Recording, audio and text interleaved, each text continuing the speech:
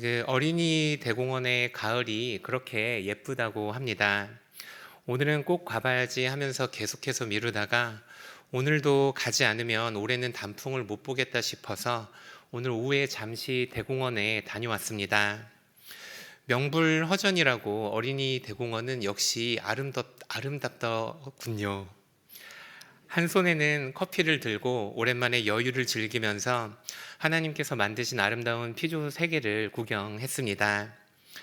그런데 대공원을 돌다 보니 곳곳에 횡한 나무들이 생각보다 많이 보였습니다. 천천히 주변을 둘러보니 이미 꽤 많은 나뭇잎이 거리에 있었고 떨어져 있었고 바람에 뒹굴고 있었습니다. 또 공기도 차가워서 커피를 들고 있던 손이 시려울 정도였습니다. 문득 주변을 둘러보니 가을은 이미 지나갔고 우리 주변에 벌써 겨울이 찾아왔다는 것을 알게 됐습니다. 우리는 자연을 보며 계절을 파악합니다. 가을에는 해가 짧아진 것을 보고 겨울이 왔다는 것을 알고 겨울에는 꽃봉오리가 핀 것을 보고 봄이 왔음을 압니다. 우리가 자연을 보고 시대를 알 수 있는 것처럼 우리가 살아가고 있는 이 세상을 돌아보면 우리가 살고 있는 이 시대가 어떤 시대인지를 알 수 있습니다. 그렇다면 오늘날 우리가 살아가고 있는 이 시대는 어떤 시대입니까? 가장 먼저 이 시대는 사랑이 식어가는 시대라 할 수 있습니다. 우리 주변을 둘러보아도 우리가 얼마나 우리가 자라온 시대와 다른 시대를 살아가고 있는지 알 수 있습니다. 이웃사촌이라는 말이 무색해진 지는 오래고 옆집에 누가 살고 있는지 모르게 된 것도 꽤 많은 시간이 흘렀습니다. 서로 간에 집을 오픈하지 않고 또 모든 삶의 문화가 개인적으로 이기적으로 바뀐 지도 꽤 오래되었습니다. 또 우리가 살고 있는 시대는 재난과 기근이 가득한 시대입니다. 하루가 멀다 하고 세계 곳곳에서 충격적인 소식이 전해집니다. 우리가 이제는 화산 소식이나 지진 소식을 들어도 가슴은 아프지만 예전처럼 놀라지는 않습니다. 나를 누구보다 사랑하는 시대, 무엇보다 돈을 소중히 여기는 시대, 교만하고 부모를 거역하고 감사하지 아니하고 거룩하지 아니한 세대가 바로 우리가 살아가고 있는 이 시대입니다. 그런데 이 묘사들이 바로 성경이 말하는 그 마지막 시대의 모습이라는 것을 다들 알고 계시지 않습니까? 나를 사랑하고 돈을 사랑하고 권위를 거절하고 기근과 지진, 전쟁이 일어나는 말세의 모습이 바로 우리의 모습입니다. 우리는 그저 예수님의 재림을 기다리는 신학적인 의미로서의 말세를 살아가고 있는 것이 아닙니다. 우리는 어쩌면 정말로 문자적으로 마지막 시대를 살아가고 있을런지 모릅니다.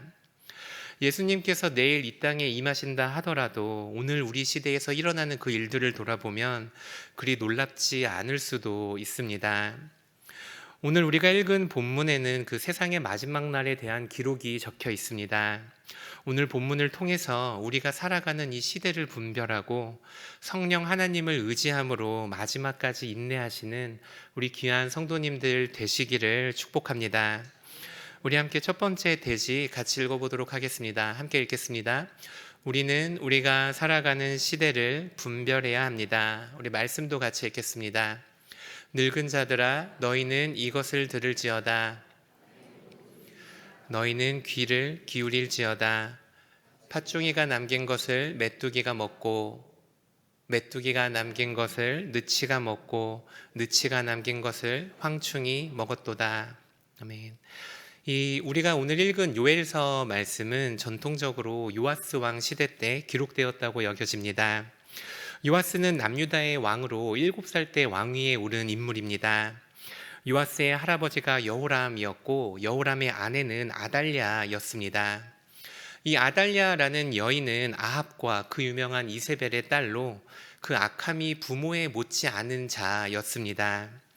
그녀는 북이스라엘의 우상들을 남유다에 유입했고 또 그녀의 남편인 여호람과 그 다음 왕이었던 자신의 아들이었던 아하시아 왕이 죽자 아달랴는 쿠데타를 일으켜 이스라엘의 모든 왕의 씨를 진멸합니다. 이스라엘을 차지하기 위함이었습니다.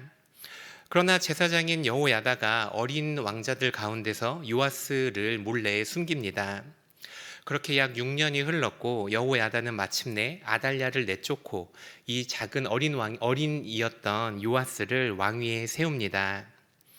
요아스가 왕이 되었던 시기는 이렇게나 혼란스러운 시기였습니다.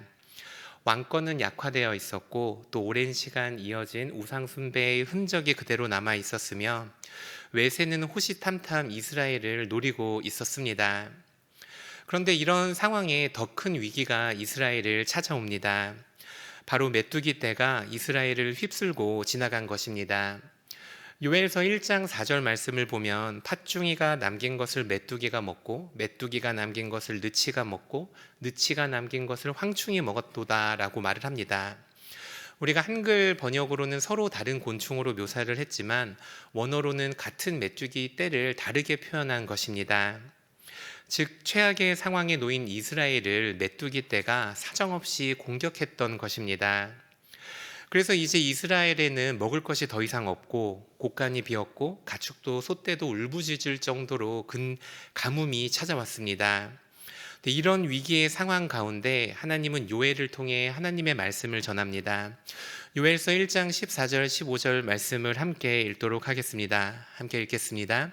너희는 성회를 소집하여 여호와께 부르짖을지어다.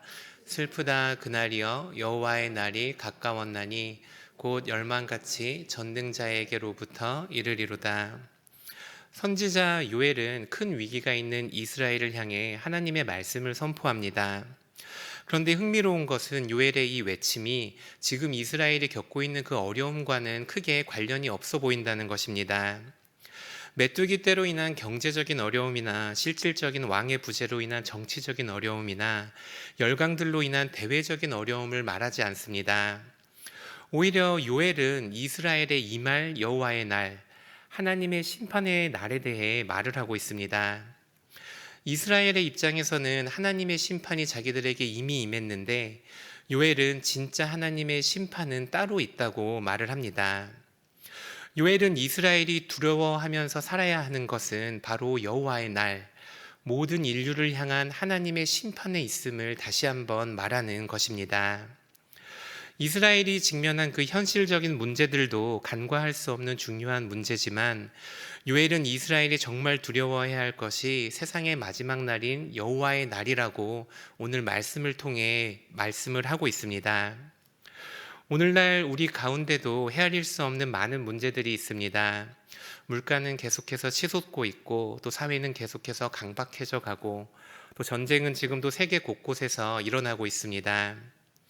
이뿐 아니라 우리가 마주하고 직면하는 그 삶의 문제들도 날이 갈수록 많아지고 있습니다.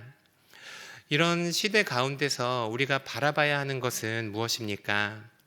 오늘 본문은 우리가 처한 그 여러 가지 어려운 상황 가운데서도 영적인 눈으로 우리의 어려움을 바라봐야 한다 말을 합니다. 이 세상의 위기 가운데 그리고 내게 주어진 그 어려움들을 넘어 우리가 바라봐야 하는 것은 지금까지의 고난과는 비교할 수 없는 그 어려움이 그리고 세상 가운데 임할 그 하나님의 심판이 우리를 찾아올 날이 얼마 남지 않았다는 것입니다. 요엘의 메시지는 분명합니다. 우리 삶 가운데 고난이 없다는 것이 아닙니다. 우리 삶에 기근이 찾아오고 전쟁이 있고 어려움이 분명히 있습니다. 하지만 이 삶의 어려움을 넘어 우리에게 임하게 될 그 하나님의 마지막 날, 하나님의 심판을 바라보라는 것입니다.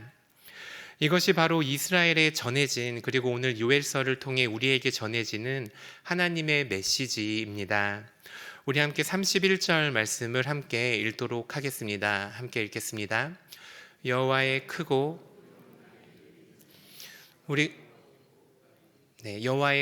두려운 날이 이르기 전에 우리가 한 가지 더 주목할 것은 요엘이 이 세상의 마지막 날을 여호와의 크고 두려운 날이라 부른다는 사실입니다.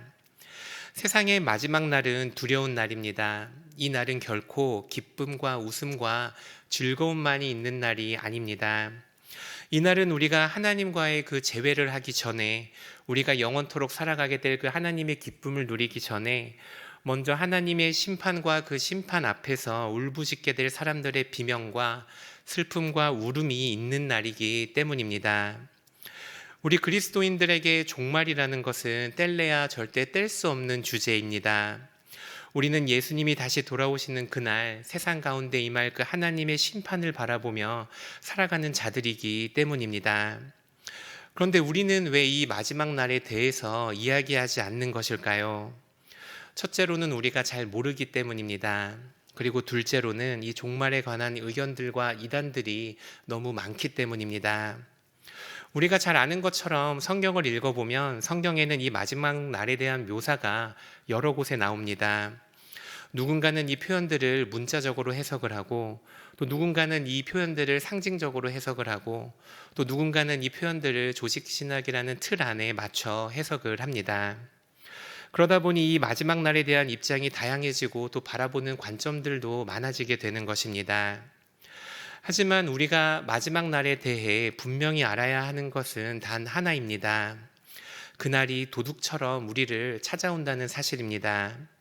우리 함께 마태복음 25장 13절 말씀을 읽도록 하겠습니다. 함께 읽겠습니다. 그런즉 깨어있으라. 너희는 그 날과 그 때를 알지 못하느니라. 성경이 우리에게 주는 이 마지막 날, 그 하나님의 심판의 날에 대해 말하는 그 공통된 메시지는 하나입니다. 그 날은 반드시 옵니다. 그 날에는 모든 사람들을 향한 하나님의 심판이 있습니다. 그러나 그 날은 도둑과 같이 갑자기 오기 때문에 우리는 언제나 깨어 있어야 합니다. 사실 이 하나님의 나라가 언제 오는지는 그렇게 중요하지 않습니다. 중요한 것은 하나님께서 내일 오시든 아니면 1년 후에 오시든 아니면 100년 후에 오시든 반드시 그 날이 도둑처럼 우리를 찾아온다는 것입니다. 예수님의 다시 오심을 기억하면서 깨어있는 우리 귀한 성도님들 되시기를 축복합니다. 더 많이 기도하시고 더 많이 말씀을 보시고 더 자주 모여서 함께 예배하고 교제하시기를 바랍니다. 우리 앞에 놓여져 있는 그 세상의 여러 문제들 때문에 사로잡히지 마시고 그 문제를 넘어 우리 가운데 임할 그 여호와의 날을 두려운 마음으로 기다리시는 우리 귀한 성도님들 되시기를 축복합니다. 우리 함께 두 번째 대지 함께 읽도록 하겠습니다. 함께 읽겠습니다. 하나님은 두려운 여호와의 날 앞에 우리가 회개하기를 원하십니다. 우리 함께 말씀도 읽겠습니다. 여호와의 말씀에 너희는 이제라도 금식하고 마음을 다하여 내게로 돌아오라 하셨나니 너희는 옷을 찢지 말고 마음을 찢고 너희 하나님 여호와께로 돌아올지어다. 그는 은혜로우시며 자비로우시며 노하기를 더디하시며 인애가 크시사 뜻을 돌이켜 재앙을 내리지 아니하시나니. 하나님께서 세상의 마지막 날 온 인류를 심판하시는 이유가 무엇입니까? 첫째로는 하나님의 공의를 위해서입니다. 하나님은 죄를 그냥 두실 수 있는 분이 아니십니다. 이 세상을 창조하신 하나님이시며 온 세상의 주인이신 하나님께 불의와 죄가 공존할 수 없습니다. 게다가 하나님께서는 하나님께서 창조하신 그 세상 가운데 계시지 않은 곳이 없습니다. 이것이 바로 하나님께서 피조세계에 존재하는 모든 죄를 심판하셔야 하는 이유입니다. 그리고 둘째로 하나님께서 우리를 심판하신 이유는 심판 앞에서 우리를 돌이키게 하기 위해서입니다. 하나님께서 심판의 목적이 우리에게 벌을 내리시는 데 있다면 우리에게 회개의 기회를 주실 이유가 없습니다. 하나님께는 우리를 참으실 이유도 우리를 기다리실 이유도 없습니다. 하지만 하나님께서는 이스라엘을 향해 하나님의 그 심판 앞에서 회개하고 돌아오라고 말씀을 하십니다.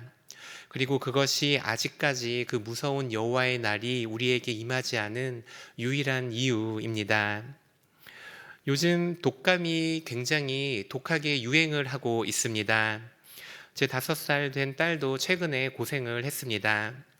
열이 40도가 넘었는데 이틀째가 돼도 열이 떨어지지 않았습니다. 병원도 다녀오고 약도 먹여봤는데 아무런 소용이 없었습니다. 제가 할 수 있는 거라곤 그 아이 옆에 앉아서 아이의 몸을 물에 적신 손수건으로 닦아주는 것 뿐이었습니다. 근데 이제 아이가 열이 떨어지지 않고 계속 아프니까 자기도 힘이 들었었나 봅니다. 갑자기 물수건이 너무 차갑다고 울기 시작했습니다. 그러더니 이제 제발 그만하라고 말하는데 저도 모르게 마음이 아파서 물수건을 걷어줬습니다. 그랬더니 바로 울음을 멈췄습니다. 그리고는 잠시 기다리는데 그 아이의 몸이 다시 펄펄 끓기 시작했습니다. 아이는 다시 울기 시작했지만 저는 어쩔 수 없이 그 아이의 몸을 손수건으로 다시 닦아주기 시작했습니다. 물론 아이는 다시 울었습니다. 아이가 싫어하는 것은 알지만 아이를 사랑해서 아이를 위해서 계속 그 아이의 몸을 닦아주어야 하는 것입니다. 우리는 겨우 독감 앞에서도 사랑하는 아이를 위해 이렇게 행동을 합니다. 그렇다면 만약 우리의 목숨과 영원한 심판과 직결된 문제라면 우리가 어떻게 행동하겠습니까? 우리 자녀들 앞에 놓여있는 그 형벌이 영원히 꺼지지 않는 불 속에서 영원히 받아야 하는 고통이라면 우리가 아이의 다리를 부러뜨려서라도 그 길로 못 가게 하지 않겠습니까? 하나님께서 우리를 정말로 사랑하시고 우리 앞에 정말로 영원한 심판이 있다면 하나님께서도 우리에게 그렇게 행동하실 것입니다. 우리를 사랑하기 때문입니다. 그래서 우리 앞에 심판이 있는 것입니다. 우리 앞에 한번 들어가면 우리가 다시는 되돌릴 수 없는 영원한 하나님의 심판이 있습니다. 그런데 하나님께서는 우리를 그 심판 앞에 그냥 내버려 두시지 않습니다. 우리를 사랑하시는 하나님께서는 그 형벌을 피할 수 있는 방법까지도 모두 준비하십니다. 하나님께서 우리가 죽음이라는 그 형벌을 피하게 하시려고 대신하여 그 형벌을 받으셨습니다. 하나님의 독생자이신 예수님을 세상에 보내어 십자가에 못 박아 죽게 하신 것입니다. 그리고 그를 죽음에서 승리하게 하심으로 예수님을 믿는 모든 이들을 향한 하나님의 구원을 완성하십니다. 우리는 이제 그 예수님을 믿고 죄사함을 받고 의롭다함을 받고 하나님과 함께 영원히 살아가게 되는 것입니다. 이런 은혜를 받아 살아가는 우리들이 오늘 하루를 어떻게 살아야 하겠습니까? 먼저 우리는 하나님의 심판이 아직 임하지 않았다는 사실을 반드시 기억해야 합니다. 그리고 그 심판이 우리 가운데 임하게 된 그 이유가 바로 우리 가운데 있는 죄 때문이라는 사실을 명심해야 합니다. 우리가 정말로 예수님께서 우리를 대신하여 죽으신 이유가 죄 때문이라는 사실을 믿는다면 우리는 절대로 그 죄를 가까이 해서도 죄를 좋아해서도 안 됩니다. 하나님의 심판이 우리를 기다리고 있다는 사실과 하나님께서 우리가 그 심판 앞에서 회개하고 돌아오기를 원하신다는 사실을 기억하시기를 바랍니다. 그 마음으로 죄를 미워하고 또 죄를 멀리하시는 우리 귀한 서울시민교회 성도님들 되시기를 축복합니다. 또 우리는 우리의 죄로 인해 예수님께서 십자가에서 죽으셨다는 사실을 매일 기억하고 고백해야 합니다. 우리가 알고 지은 죄 그리고 우리가 알지 못하는 죄들까지도 매일 고백하고 회개하고 하나님께 가까이 가기 위해 몸부림쳐야 합니다. 우리가 계속해서 죄를 고백하고 죄를 미워하며 살아갈 때 하나님께서 우리를 그 영원한 하나님의 나라에 합당한 백성들로 우리의 성품을 바꾸어 나가실 것입니다. 그 하나님께 항상 감사하고 하나님의 은혜를 의지함으로 하나님 앞에 더 많이 회개하고 더 많은 우리의 죄를 고백하는 우리 귀한 성도님들 되시기를 축복합니다. 우리 함께 세 번째 대지를 읽도록 하겠습니다. 함께 읽겠습니다. 우리는 성령님을 의지함으로 두려운 여호와의 날을 바라보며 살아갑니다. 요엘서에서 첫째로 요엘은 이스라엘을 향한 하나님의 심판이 다가오고 있음을 선포합니다. 그리고 둘째로 그 심판과 함께 회개해야 할 것을 선포합니다. 그리고 셋째로 요엘은 이 회개하는 이들에게 회복과 구원의 메시지를 선포합니다. 우리 함께 요엘서 2장 28절 말씀을 함께 읽도록 하겠습니다. 함께 읽겠습니다. 그 후에 부어주리니 너희 자녀들이 장래일을 말할 것이며 너희 늙은이는 꿈을 꾸며 너희 젊은이는 이상을 볼 것이며. 하나님께서는 요엘을 통해 여러 가지 현실적인 어려움을 맞닥뜨린 이스라엘을 찾아가셔서 회복을 약속하십니다. 굶주리고 있는 이스라엘 백성들에게 곡식과 새 포도주와 기름을 약속합니다. 또 외세의 침략을 받고 있는 이스라엘 백성들에게 그 군대를 쫓아낼 것과 다시는 이스라엘 백성들이 욕을 당하지 않을 거라 약속하십니다. 하나님은 계속해서 요엘서 2장에서 이스라엘 백성들에게 늦은 비와 이른 비를 약속하시고 또 풍족히 먹일 것을 약속하십니다. 오늘 말씀을 통해 우리가 또 알 수 있는 것은 하나님께서는 우리가 직면한 그 현실의 문제들을 모르는 척 하시는 분이 아니시라는 것입니다. 우리가 겪는 경제적인 어려움들, 또 관계적인 어려움들, 우리를 둘러싼 그 모든 환경 가운데서 우리를 지켜주실 것을 약속하십니다. 하지만 하나님의 약속은 여기에서 그치지 않습니다. 하나님의 회복은 우리의 가장 근원적인 문제, 그리고 세상의 마지막 날 모든 인류를 향해 예정되어 있는 그 하나님의 심판에까지 이릅니다. 우리 함께 요엘서 2장 28절 우리 한 번 더 읽도록 하겠습니다. 우리 한 번 더 읽겠습니다. 그 후에 내가 내 영을 만민에게 부어주리니 장래일을 말할 것이며 너희 늙은이는 꿈을 꾸며 너희 젊은이는 이상을 볼 것이며.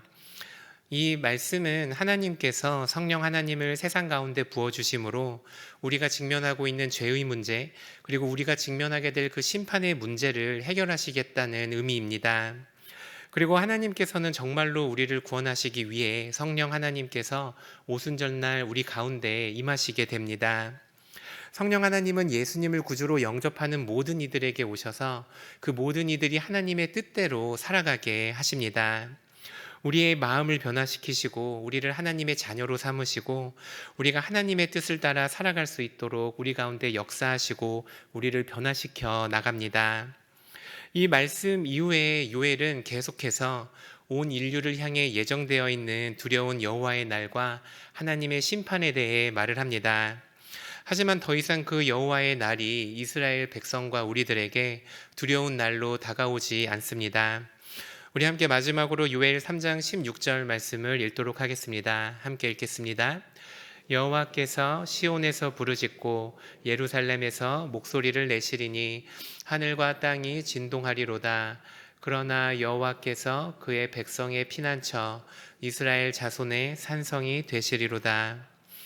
요엘서는 성령 하나님의 그 임재, 오순절날 우리 가운데 임하실 성령 하나님에 대해 설명한 이후에 다시 한번 하나님의 심판에 대해 이야기를 합니다.